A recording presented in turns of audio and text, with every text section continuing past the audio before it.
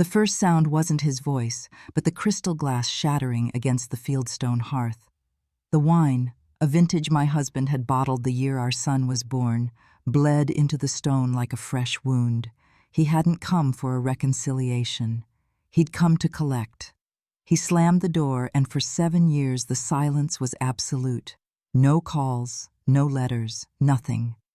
Then, at my husband's funeral, he materialized through the Oregon mist, polished Italian shoes sinking into the damp soil, a suit so black it seemed to absorb the light, and in his hand a sheaf of papers that declared his intention to cleave our life's work in two. I froze, but it wasn't from the shock of his demand. It was the chilling, hollow ache of recognition. In that instant, I understood that my identity as a mother had been a shroud I'd wrapped myself in for so long. I'd forgotten the woman who lived underneath. And yet, it was that profound betrayal that set me on a path I never could have foreseen, a journey back to the person I was before I ever answered to his name. I am Ilara Vance. I am 68 years old, and my bones are fused to this land.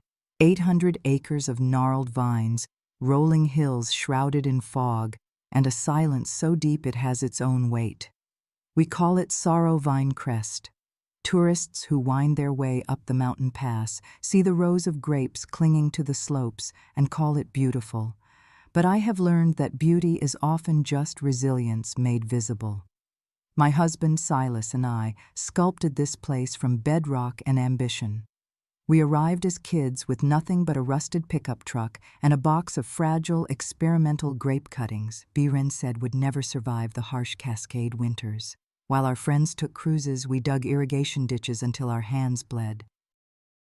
While they bought homes in the suburbs, we mortgaged our future on a prayer and a weather report, watching the sky for the killer frost that could wipe us out in a single night. Over 45 years, this vineyard became more than our home.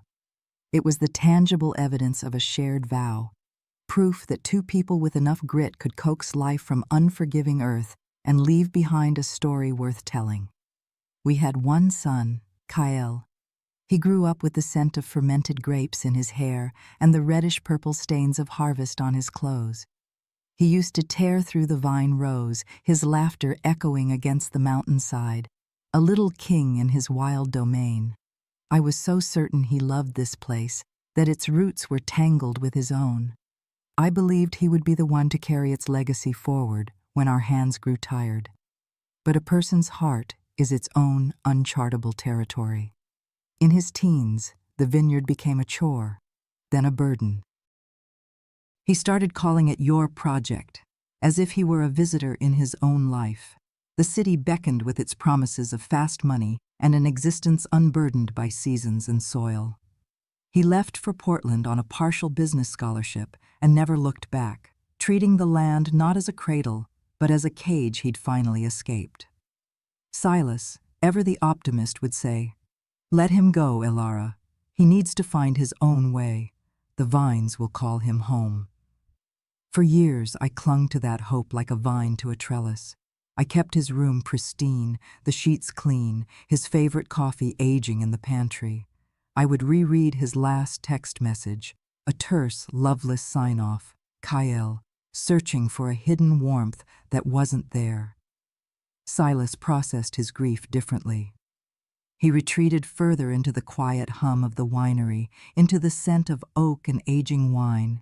Some nights, I'd find him in the barrel room, his hand resting on a cask, whispering to the darkness as if the silence might answer back. The unspoken grief between us grew heavier than any harvest. Then came the night that shattered everything, the night the slap of his palm against my face was replaced by the crash of breaking glass. It was a frigid Tuesday in November, the wind howling down from the mountains, rattling the old farmhouse windows.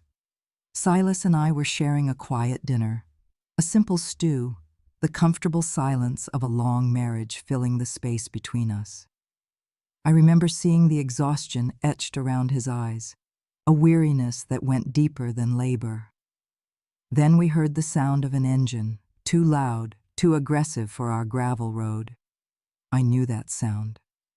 7 years couldn't erase the arrogant growl of his sports car. He burst through the door without knocking, his face pale and tight, his eyes burning with a feverish desperation. He looked older, thinner, wearing a designer suit that seemed alien in our rustic home. He ignored me completely, his gaze locked on Silas. "I need to talk business," he announced, his voice strained. He tossed a glossy folder onto our worn oak table.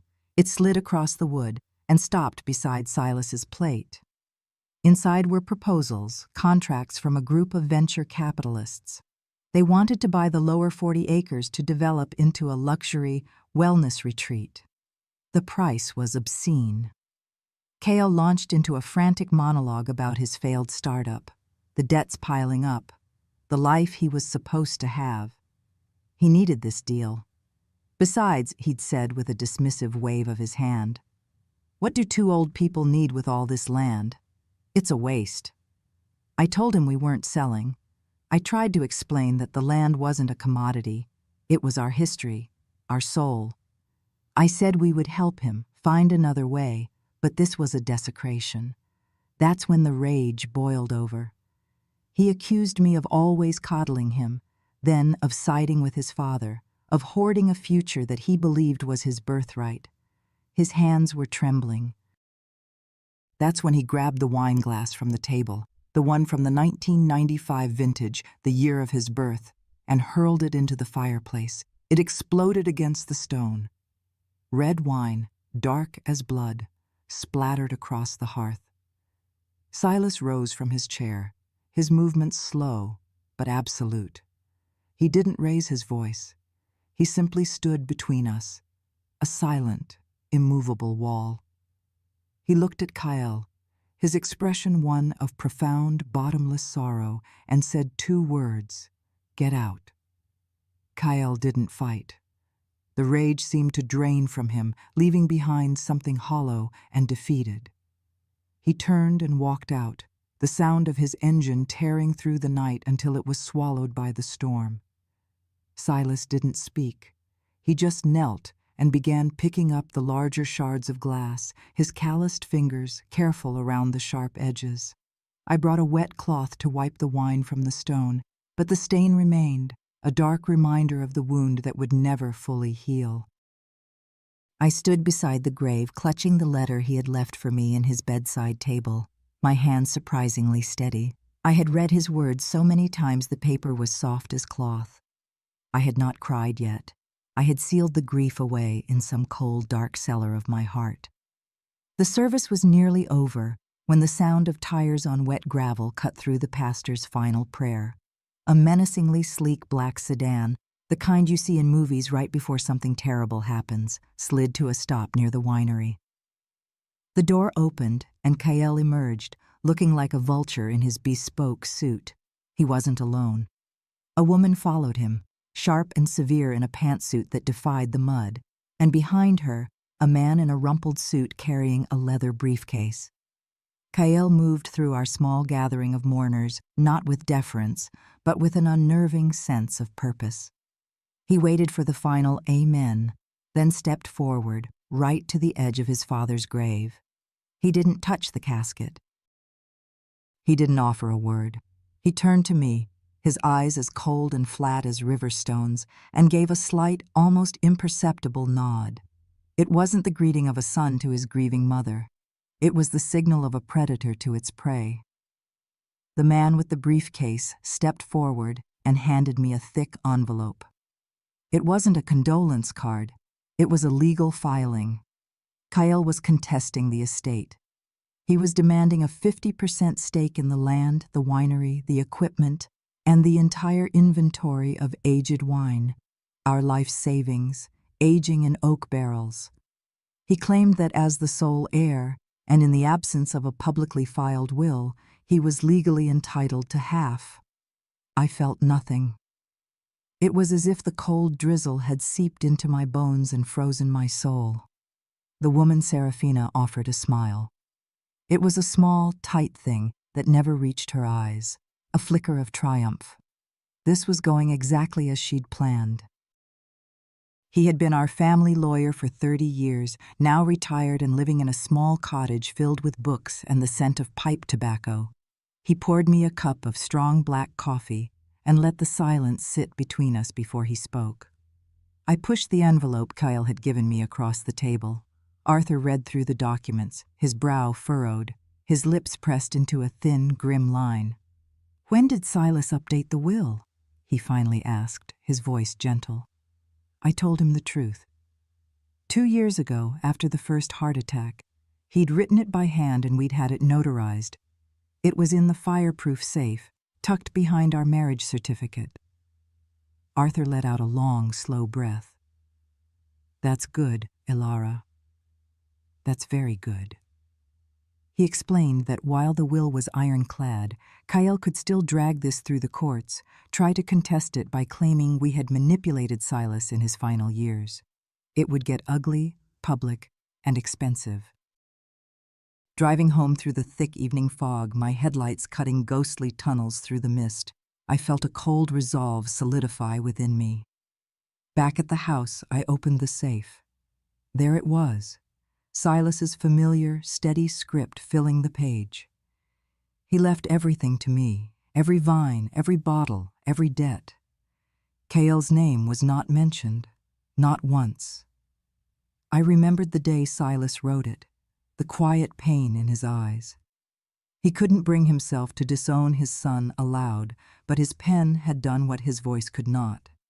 I didn't feel relief holding that paper. I felt a profound hollowness. This was not how I had envisioned protecting our legacy. In a drawer beneath the safe, my hand found something I hadn't touched in years. My journals. Page after page of notes on the vineyard, letters I'd written to Silas but never gave him, and stories. Entries about Kyle's childhood, and one in particular written the night he threw the glass. I had recorded everything, the sound of the shatter, the look in his eyes, the smell of the wine soaking into the stone. I had documented the death of hope. That night, I made a copy of the will. I scanned the journal page. I sealed them in an envelope for Arthur. If Cale wanted a war, he would find me prepared. This wasn't about a grieving mother anymore. This was about the woman who had built an empire from dirt and was not about to let it be dismantled by the son who saw it only for its price tag. The official notice of proceedings arrived a week later. Seeing the court date printed in stark, bureaucratic font felt like the start of a final countdown. I placed the envelope on the kitchen counter and stared out at the south vineyard, where Silas had once tied bright red ribbons to the vines he was worried about, his small acts of hope. That night, sleep wouldn't come. The vineyard wasn't just land. It was my body's autobiography. Every scar on my hands from the trellising wire, every ache in my back from 1,000 harvests, it had raised me as much as I had raised it. I knew then I wasn't just defending it from KL, I was reclaiming it for myself. The next morning, I made a call I hadn't made in a decade. Maya Petrova. She'd worked a harvest season with us in her youth before moving to Seattle and starting a consulting firm that helped small farms navigate legacy planning. She remembered me instantly. I told her everything. The lawsuit, the will, the soul-crushing ache of fighting my own son. She listened without interruption, and then she asked a question that changed everything. "Ilara, have you ever considered putting the vineyard into a conservation trust?" I hadn't, not really. But as she explained it, a new possibility began to bloom in the barren landscape of my mind. A legacy trust would legally remove the vineyard from the realm of private inheritance. It was about standing for something that could not be bought or sold. The legal transfer to the Silas Vance Legacy Trust took 3 weeks of quiet, furious work. I moved with a singular focus, my grief channeled into a powerful current of purpose. By the time the court date arrived, Sorrowvine Crest was no longer my property.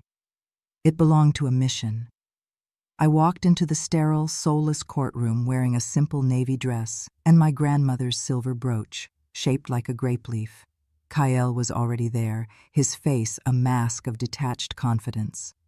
When his lawyer laid out his claim of birthright and entitlement, painting Kyle as a wronged son seeking his fair share, I felt a strange sense of calm. Then Arthur stood. He didn't argue. He didn't raise his voice. He simply presented the judge with the notarized will and the official certificate of the land trust. He explained in calm, measured tones that the asset in question no longer existed in a form that could be claimed. The judge reviewed the documents. Kyle's lawyer stammered. And for the first time, Kyle looked at me. The mask cracked. Beneath it was not anger, but sheer, uncomprehending shock. He had expected tears, a bitter fight, a negotiation. He had never imagined I would simply burn the map. We left the courthouse without a word. Arthur walked me to my truck, his hand resting on my shoulder for a moment. It wasn't a celebration. It was an acknowledgement of a war ended, and a life irrevocably changed. That night, I slept with the windows open for the first time since Silas died. The wind moved through the house, and it felt not like a haunting, but a cleansing. 2 weeks later, an envelope was tucked into my screen door. No stamp, Kyle's slanted, rushed handwriting. It wasn't an apology. It was a tirade of shock and fury. He said I had stolen his future, that Silas would have never wanted this. He admitted he'd taken out a massive loan against his expected inheritance and was now facing financial ruin. I had, he wrote, burned the last bridge between us. I read the letter, folded it, and felt nothing. The anger was his to carry. That afternoon, I went to the attic and found a tin box of his childhood drawings, stick-figure tractors, a lopsided sun beaming down on rows of scribbled vines. That boy was a ghost. The next day, I mailed him a single page.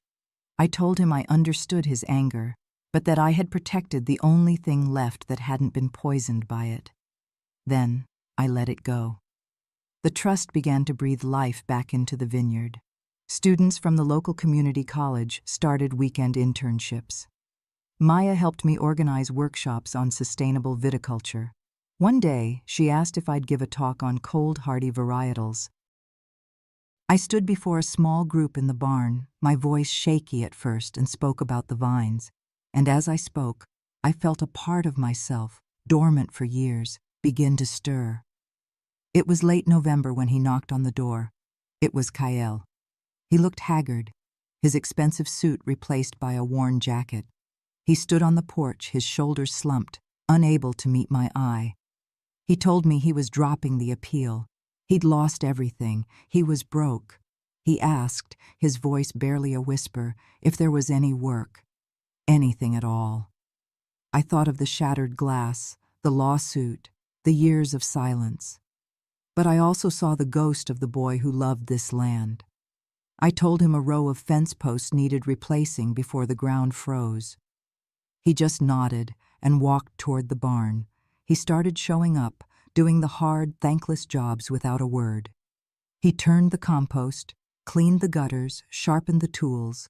The volunteers watched him with suspicion, but I offered no explanation. One evening, he asked me about his father's last days. It was the first time he'd said his name. I told him the truth, that it was peaceful, that he died here, on his land, as he'd wished. A few days later, a package arrived, a rare book on agriculture Silas had always wanted. Tucked inside was a note. I remembered. We never spoke of it, but he started staying a little later. I saw him showing a young volunteer how to properly prune a dormant vine, his voice low and patient. There was no grand reunion, no tearful moment of forgiveness, but one night he stayed for dinner. We ate in silence, the quiet ticking of the old clock filling the space. It wasn't closure. It was something more fragile, and perhaps more real. It was a beginning. I had learned that some things, when they are shattered, cannot be repaired, but they can be repurposed. The land was safe. Its story would continue, tended by new hands and by old hands finding their way back. And I, its guardian, had finally found my peace, not in holding on, but in transforming what was broken into something that could grow.